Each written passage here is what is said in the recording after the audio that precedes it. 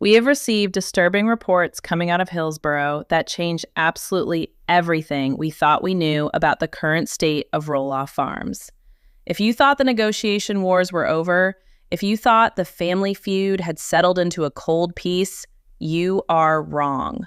New information suggests a legal maneuver so aggressive, so calculated, and so devastating that it doesn't just ban the family from the property, it potentially targets the financial future of the grandchildren themselves. We are talking about Jackson and Lilah, the innocent next generation, being labeled as liabilities in what insiders are calling a corporate trap disguised as a safety protocol. This isn't just about a farm anymore. This is about a 50-page document, a hidden clause in the fine print, and a grandmother's shocking discovery that may have saved the Roloff legacy from being stolen by a signature. You need to stay with me because what Amy allegedly found buried in paragraph 14b isn't just a restriction, it is a weapon. This is the story of the grandchild ban and the liability waiver trick that almost cost Zach everything. To understand the gravity of this situation, we have to look at the new reality of Roloff Farms. It is no longer just a family home. According to the latest theories and insider chatter, the atmosphere on the property has shifted from a rustic playground to a high-security asset. Reports indicate that Caryn has taken a much more active role in the risk management side of the business, and her latest move has sent shockwaves through the family. The narrative begins on a Tuesday afternoon, a day that should have been innocent and routine. Zach packs the kids, Jackson and Lilah, into the car for a trip to see their grandpa. They are expecting the usual, a drive up the long dirt road, maybe a ride on the mule, and running around the play structures that were literally built for them. But this time, when they approach the main gate, the code doesn't work. The gate is sealed. According to sources, as Zach tries to call his dad, he isn't met by Matt. He is met by a private security detail, a new addition to the farm's payroll, allegedly hired at Caryn's insistence for crowd control during off-seasons. The guard doesn't open the gate. Instead, he hands Zach a clipboard with a binder that is nearly an inch thick. This is where the story takes a dark turn. Zach is told that under the new safety protocol, no minor, not even blood relatives, can step foot on the commercial zones of the property without a signed liability waiver.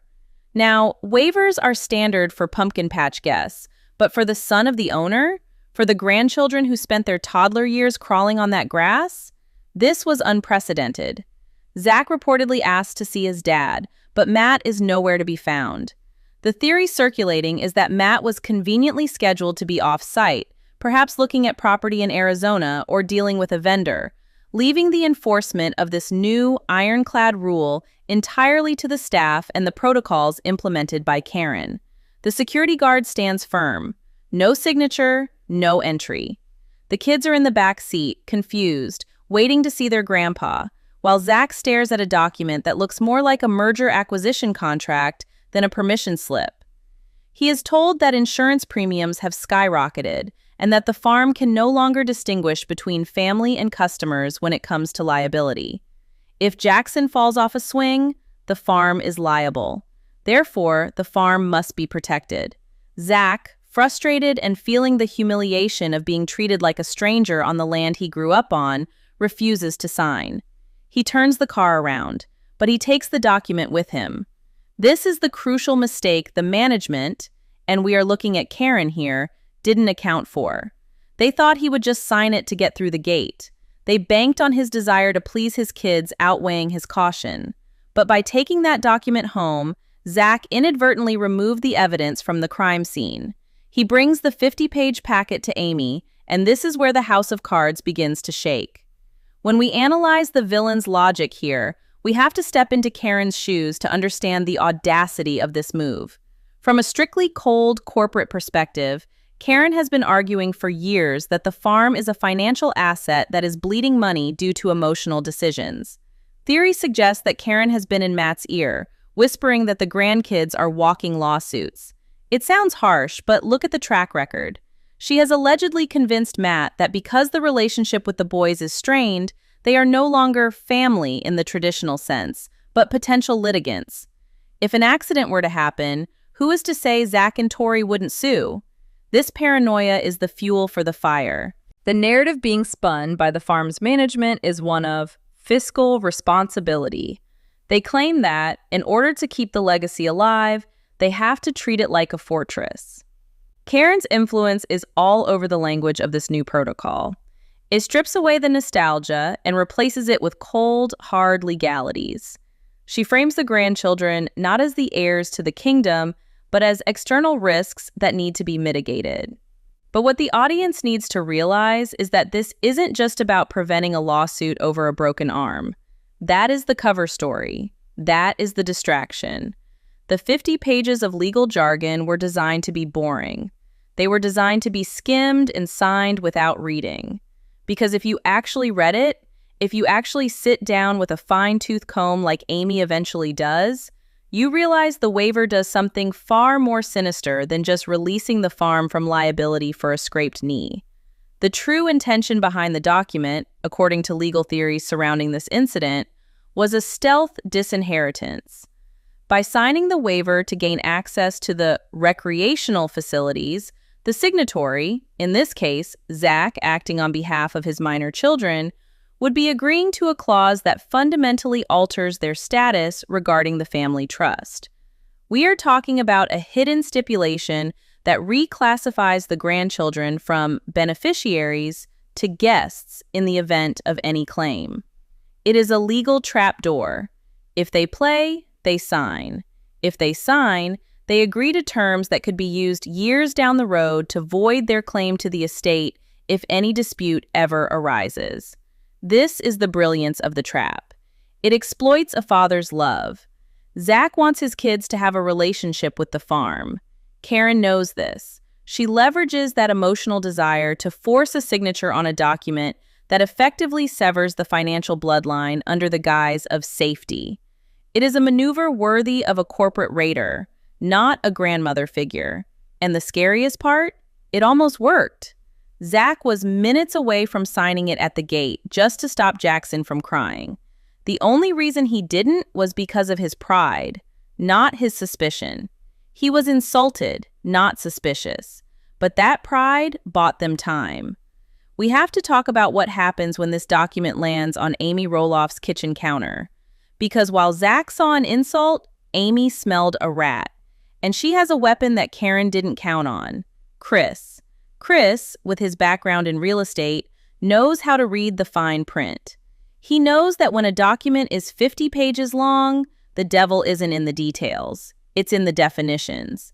And what they are about to discover in Clause 14b is going to turn this family Cold War into a nuclear event. The document sits on Amy's kitchen island like a loaded gun.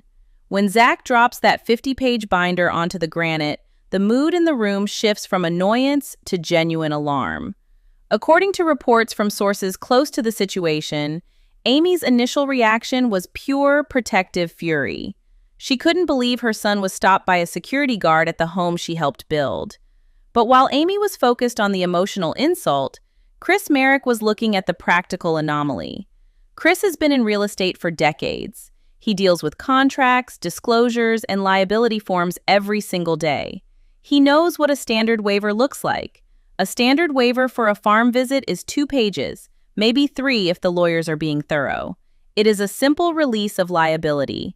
It is not a 50-page manifesto spiral-bound in a corporate folder. Insiders suggest that it was Chris who told Zach to wait before tossing the thing in the trash. He sits down, puts on his glasses, and starts flipping through the pages. The room goes quiet. The first 10 pages are standard boilerplate: slips, trips, falls, farm equipment dangers. It's boring by design. It's meant to lull the reader into a trance. But then, deep in the middle of the packet, buried in a section innocuously titled Asset Protection and Long-Term Estate Security, Chris finds it. He stops. He reads it once, then he reads it again. He reportedly looks up at Amy and Zach and says, "You cannot sign this. This isn't a waiver. This is a disinheritance clause." We are talking about the infamous Clause 14b. Based on the leaked details surrounding this document, this clause was a masterclass in predatory legal writing. It allegedly stated that, in the event of any injury occurring on the premises, if the signing party, that is, the parents, were to file any claim against the farm's insurance, the minor children involved would immediately forfeit their status as beneficiaries in the Roloff family trust to cover the legal costs and damages to the brand. Let that sink in. It sounds complicated, but the translation is brutal. If Jackson falls off the mule and breaks his arm, and Zach expects the farm's insurance to pay for the cast, Jackson is automatically kicked out of the will. It was a poison pill. It forces a father to choose between his child's immediate medical care and his child's future inheritance. Amy is stunned. The implications are horrifying. This wasn't just about safety. It was a calculated attempt to secure the asset by stripping the grandchildren of their rights. If they sign, they are trapped. If they don't sign, they are banned. It's a win-win for whoever drafted this, and Amy knows instantly that this doesn't sound like Matt. Matt is a dreamer, a project guy, a chaotic creative. He doesn't think in terms of Clause 14b. This has the cold, ruthless signature of corporate interference. This has Caryn written all over it. The theory is that Caryn, fearing that the farm's value would be diluted by future payouts to the grandkids, worked with her own legal team to draft a bulletproof shield, bypassing the family lawyer entirely. The anger in that kitchen turns into action. Amy Roloff does not wait. She doesn't call. She grabs the binder, gets in her car, and drives straight to the farm. This is the moment the audience has been waiting for, the confrontation. We have heard rumors about this meeting, and if even half of them are true, it was one of the most intense showdowns in the history of the family. Amy knows the codes. She knows the back roads. The security guard at the front gate might stop Zach, but he doesn't stop Amy, or perhaps she simply bypasses him completely, fueled by the kind of rage only a grandmother can muster. She storms into the main office, the nerve center where Matt and Caryn are reportedly going over the books. The element of surprise is total. Matt is likely expecting a quiet afternoon, maybe planning his next construction project. Instead, he gets Amy slamming a 50-page legal document onto his desk with enough force to rattle the coffee mugs. "Is this what we've come to?" she demands. The scene is chaotic. Matt looks confused, shrinking back into his chair, a classic defensive posture. He starts stammering, asking what she's talking about. But Amy isn't looking at Matt. She is looking at Caryn. Amy flips the binder open to page 34, Clause 14b, and reads it aloud. The air leaves the room. She exposes the trick. She lays it out plain and simple. "You are trying to trick my sons into signing away their inheritance just to let their kids play on a swing set." The accusation hangs in the air. This is the smoking gun. This is proof that the new management views the family as enemies. What happens next is pivotal. Matt reaches for the document. According to exclusive theories, this is the moment the facade cracks. Matt reads the clause, and his face drops. He claims he never saw it. He claims he was told it was a standard update to their insurance policy required by the underwriters. He looks at Caryn. The dynamic in the room shifts instantly. Caryn, usually so composed, is suddenly on the back foot. She tries to justify it. She goes into the villain's logic we discussed earlier: protecting the asset, rising premiums, the need to be fiscally responsible. She argues that if the family truly loved the farm, they wouldn't mind waiving their right to sue. She tries to spin it as a test of loyalty, but Amy isn't buying it, and for the first time in a long time, neither is Matt. The realization hits him that he almost inadvertently cut his own grandchildren out of his legacy because he was too lazy to read the paperwork his girlfriend put in front of him. The manipulation is laid bare. Amy stands her ground, refusing to leave until that document is physically destroyed. She is not there to negotiate a deal. She is there to kill this protocol. She tells Matt that if this stands, she will go public. Not just on the show, but to the press. She threatens to expose the predatory nature of the contract to every news outlet in Oregon.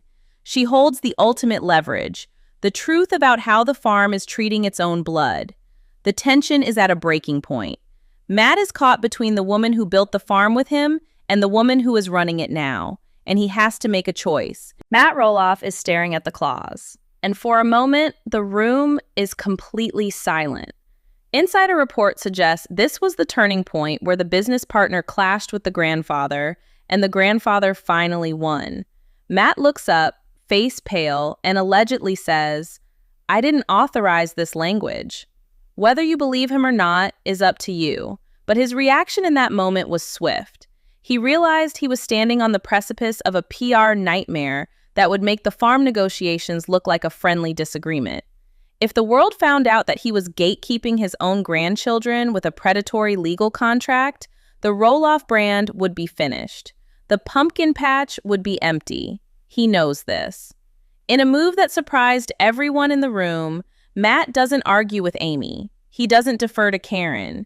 He stands up, walks over to the industrial shredder in the corner of the office, and feeds the 50-page binder into the machine.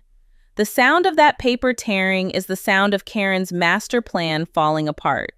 He reportedly turns to Caryn and tells her that the lawyer who drafted Clause 14B is to be fired immediately.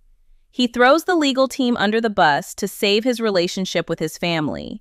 It is a classic deflection, but it works. The waiver is gone. The immediate threat is neutralized.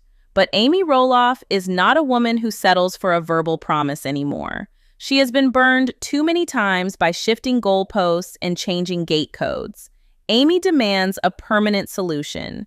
She tells Matt that she isn't leaving until she has a guarantee, a family access pass that supersedes any future safety protocols, any insurance updates, or any new rules Caryn might dream up next month.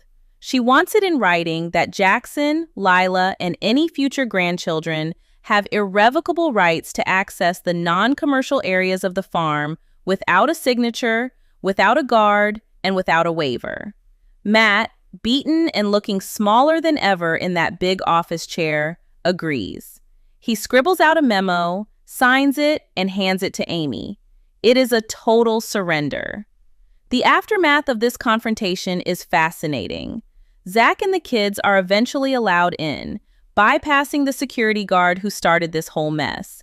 The grandkids get to play on the swings, oblivious to the fact that their grandmother just fought a legal war to keep them in the will. But the dynamic at the farm has permanently shifted. Caryn was silenced in that office, but sources say she is seething.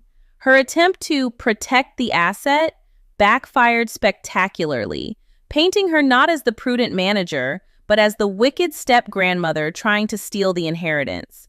Matt is left trying to play the peacemaker, claiming it was all a big misunderstanding, a clerical error by an overzealous attorney. But we know better. You don't accidentally draft a 50-page waiver with a specific disinheritance clause. That takes intent. Amy walks away with the victory, proving that while she may not own the land anymore, she is still the matriarch who protects the bloodline. She saved Zach from a trap that could have cost him millions. The waiver is shredded, but the trust issues are at an all-time high. The gate is open for now, but everyone is watching to see what the next safety protocol will be. Because in this family, it's never really about safety. It's about control. And for one afternoon, Amy Roloff took that control back. She called the grandkids a liability. Let that word echo in your mind. A liability. That is unforgivable. Do you think Matt is weak for letting this happen in the first place? Or do you believe his claim that he didn't read the fine print? Was Caryn trying to protect the business? Or was she trying to cut the family out for good? We want to hear your verdict. Hit the like button if you would have ripped up that contract just like Amy did. Subscribe and turn on notifications because we are digging into the financial records next, and you do not want to miss what we found about the property taxes. This is LPBW Update, signing off.